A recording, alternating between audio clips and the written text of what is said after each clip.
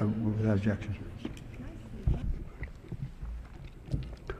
Mr. Speaker, last year 9 members of this House and I sent a letter to the National Football League's Commissioner Roger Goodell and to the Washington, D.C. franchise owner Dan Snyder and to the owners of the other 31 National Football League franchises, urging an end to the use of the term Redskins as an NFL franchise name because it is derogatory, it is demeaning, and patently offensive to Native American Indians. While Mr. Snyder did not respond, Mr. Goodell did so in a dismissive manner, calling this racial slur a unifying force that stands for strength, courage, pride, and respect. Mr. Speaker, give me a break. Last week, 50 senators joined our efforts and also sent a letter to the NFL.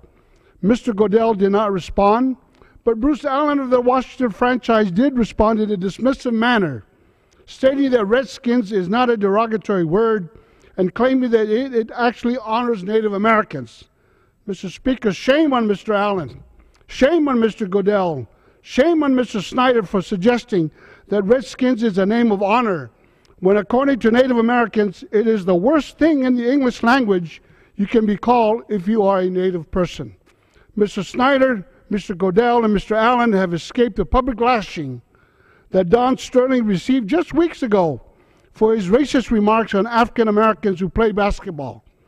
I believe if the American public knew the history of this derogatory term, they would call on Dan Snyder to change the name or get out of the league.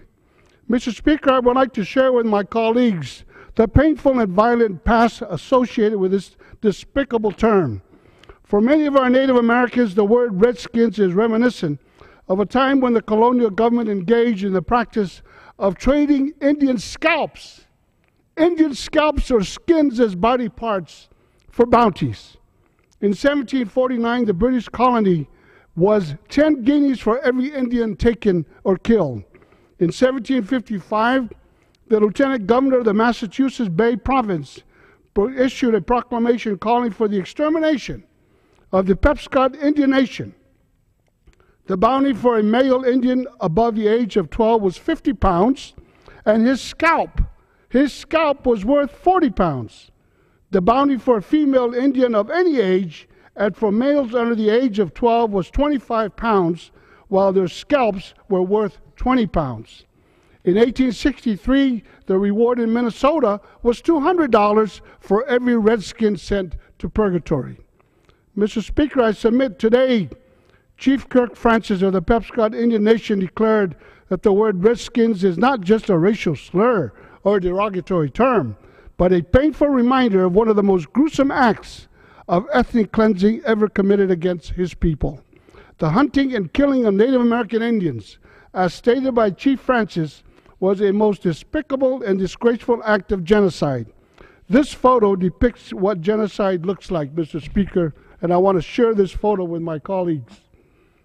And so while scalping is a matter of historical debate, Mr. Snyder's response to this disgraceful act is indicative of the racist history behind the Washington franchise's name.